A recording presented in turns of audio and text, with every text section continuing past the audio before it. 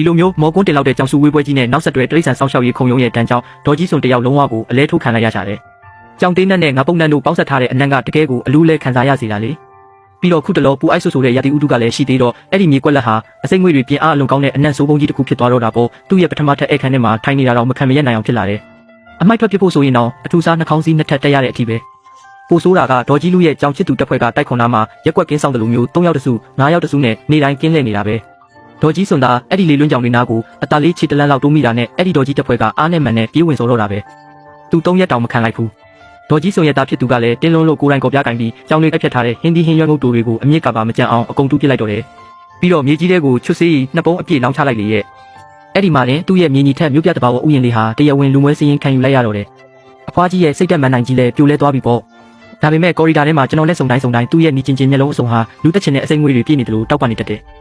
ဒီလိုမျိုးစိတ်တက်ချင်းမြောင်ပြီးဘာအကြောင်းပြချက်မှမရှိဘဲပြဿနာရှာတတ်တဲ့အဖွားကြီးဟာဒီအတိုင်းလွတ်ထားမှာမဟုတ်ဘူးဆိုတာကျွန်တော်သိနေတယ်။လူမြင်ကွင်းမှာကျွန်တော်ကိုမရှင်းနိုင်တော့နောက်ွယ်ကနေတခုခုကြံစီနေမှသိချတယ်။ဇလန်းကြီးကြီးမမတခုကိုဖန်တီးဖို့အချိန်စောင့်နေတာပဲ။တကယ်လဲကျွန်တော်ထင်တဲ့အတိုင်းပါပဲ။စနေနေ့ညတကောင်ရံ12နာရီတိတိမှာကျွန်တော်ဒုတိယထပ်အိတ်ခန်းထဲကကွန်ပျူတာရှေ့မှာဂိမ်းဆော့နေတာအဲကွန်အေးလေးနဲ့တကယ်ကိုစိန်ကြနေတဲ့အချိန်ရုတ်တရက်ဖြန်းဆိုတဲ့အတန်ကြီးနဲ့အတူကွန်ပျူတာစကင်ကြီးမှောင်တိကျသွားတယ်။ချက်ချင်းဆိုသလိုအဲကွန်ကလည်းရက်သွားပြီးတခန်းလုံးပိတ်မှောင်သွားတော့တာပဲ။မိပြတ်သွားပြီးနှစ်ချက်ကိုဆွဲချုပ်ပြီးပြတင်းပေါက်စီလမ်းလျှောက်သွားကအပြင်ကိုချောင်းကြည့်လိုက်တယ်။ဝင်းထဲကလမ်းပေးမိတိုင်တွေလင်းနေတော့မယ်။မျက်နှာချင်းဆိုင်အဆောက်အုံဆိုမိတွေထိန်နေတာပဲ။ကျွန်တော်အပေါ်ထပ်တတိယထပ်ကပြတင်းပေါက်မှာတောင် TV ကလာတဲ့အလင်းရောင်ဖြော့ဖြော့ကိုမြင်နေရသေးတယ်။ကျွန်တော်အခန်းတစ်ခုလည်းပဲမှောင်မဲနေတာဒါဟာရက်ကွက်တစ်ခုလုံးမိပြတ်တာလည်းမဟုတ်သလိုမင်းကလုတ်ကြတာလည်းမဟုတ်ဘူးဆိုတာထင်ရှားနေတယ်။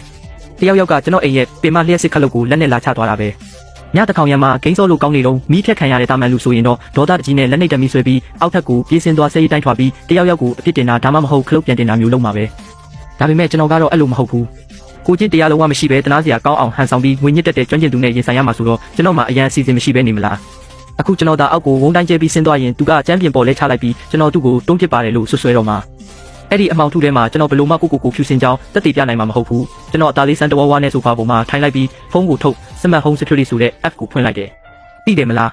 ပြီးခဲ့တဲ့တောကြာနေ့ညကဒေါ်ကြီးစုံတယောက်အမိုက်ပုံကအနံ့ဆိုးတွေနဲ့လေကားခွင့်တစ်ခုလုံးကိုမိကိုတိုက်တုံးကကျွန်တော်တို့အတွက်အကွက်ချန်ထားခဲ့တာကျွန်တော်ပတ်စံအကုန်ခံပြီးညဘက်တောင်ကြည်လင်ပြတ်သားတဲ့ night vision ပါတဲ့လုံခြုံရေးကင်မရာသေးစားလေးတစ်လုံးကိုဝယ်လိုက်တယ်ပြီးတော့ညဘက်လူသူကင်းရှင်းတဲ့အချိန်မှာဒုတိယထပ်လေကားခွင့်ရဲ့ကိုရမှာရှိတဲ့ပြက်နေတဲ့လှုပ်ရှားမှုအာယုံခံပြီးခွက်အိမ်ထဲမှာဝက်ပြီးတက်ထားခဲ့တာအဲ့ဒီနေရာကတကယ်ကိုအချက်ချပဲကျွန်တော်အိမ်ရှိတကာပထမထပ်နဲ့ဒုတိယထပ်ကြကအများဆုံးမိမိတာပုံပြီးတော့ပစ္စည်းဟောင်းတွေစုပုံထားတတ်တဲ့လေကားအောက်ကအမှောင်ထောင်းလေးအထိအကုန်လုံးကိုအပေါ်စီးကနေမြင်ရတာလေခဏလောက် loading တက်ပြီးတာနဲ့ဗီဒီယိုဖိုင်ကအဖြူမဲ့ကြီးကြီးလင်းလင်းလေးပေါ်လာတယ်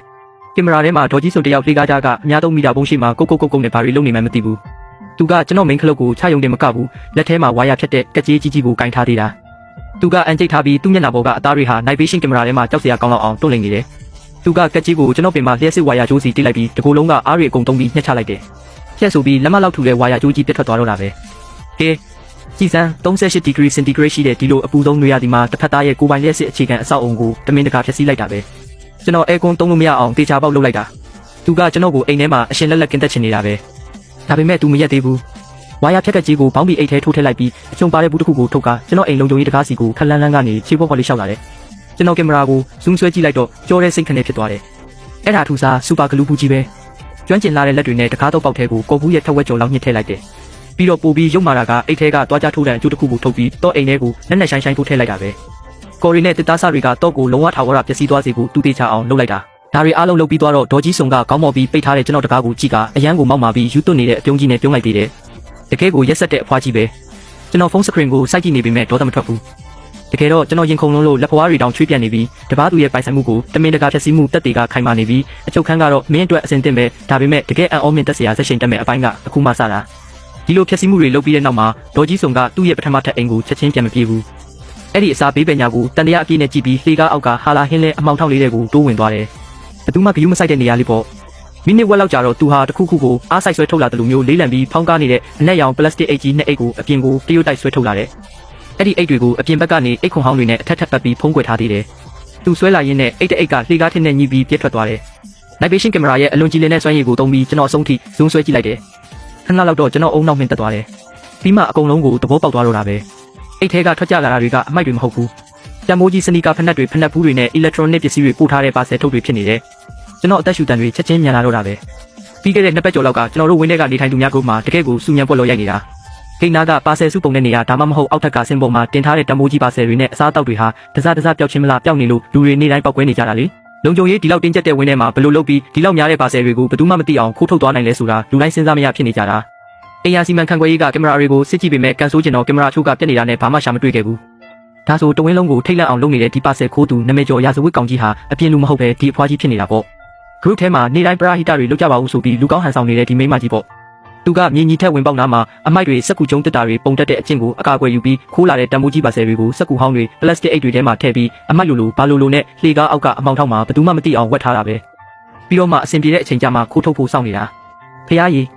ဒါကတော့ကျွန်တော်ပါဆက်ထဲကိုနှက်တုတ်တာတွေအတင်းခွန်ကျွေးနေတယ်လို့ပါပဲလားကျွန်တော်ဆိုဖာဘိုကနေဝုန်းကနေထားလိုက်ပြီးရဲစခန်းကိုချက်ချင်းဖုန်းဆက်လိုက်တယ်ဟယ်လိုရဲစခန်းကလားကျွန်တော်ရာဇဝတ်မှုတစ်ခုတိုင်ကျင်လို့ပါကျွန်တော်တို့ဝင်းထဲကတံမိုးကြီးပါဆယ်ထုတ်တွေတောင်းနေချပြီးခိုးနေတဲ့သူကိုကျွန်တော်ဖမ်းမိထားပါတယ်အဲ့ဒါတွေမကဘူးသူကအခုကျွန်တော်အိမ်ကလျှက်စစ်ပစ္စည်းတွေကိုလည်းဖျက်ဆီးနေတာပါတက်တေခံပစ္စည်းတွေနဲ့ခိုးရပါပစ္စည်းတွေပါလက်ပူးလက်ချက်မိထားတာပါလို့ပြောလိုက်တယ်ဖုန်းချလိုက်ပြီးတဲ့နောက်သူကခိုးရပါပစ္စည်းတွေကိုသူ့အိမ်စီကိုတရုတ်တိုက်ဆွဲသွားနေတာကိုကင်မရာကနေကြည့်ပြီးကျွန်တော်အေးအေးဆက်ဆက်ပြုံးလိုက်မိတယ်အဖွားကြီးမင်းရဲ့ကောင်းစားတဲ့နေတွေကုံဆုံးသွားပြီးဖုန်းချပြီးတဲ့နောက်ကျွန်တော်မှောင်တိကျနေတဲ့အိတ်ခမ်းထဲမှာရင်ခုန်စိတ်လှုပ်ရှားစွာနဲ့ထိုင်ဆောင်နေလိုက်တယ်10မိနစ်တောင်မပြည့်ခင်မှာပဲရဲကားတစ်စီးဟာမိမိပြလေးတွေအตาလေးမိတ်တုံနဲ့အဆောင်ခွန်ရဲ့ဝင်ပေါက်ရှိမှာအတန်တိတ်ဆက်ရောက်လာတယ်။အော်တန်မပေးဘူး။ဒါကိုကြည့်ရင်ဒီရဲရာရှိတွေကတကယ်ဝါရင်ပညာရှင်တွေပဲ။တခိုးဖမ်းရင်အငိုက်ဖမ်းရမယ်ဆိုတာသူတို့သိတယ်။အရက်ရှိရဲရာရှိ2ယောက်ဟာကားပေါ်ကနေလင်းမြန်စွာဆင်းလာပြီးလက်နေတမီအကောင်းကောင်းတွေနဲ့အမောင်ထုကိုခွဲကမြင်းကြီးထက်စီကိုတန်းတန်းမတ်မတ်ဥတီလာကြတော့တယ်။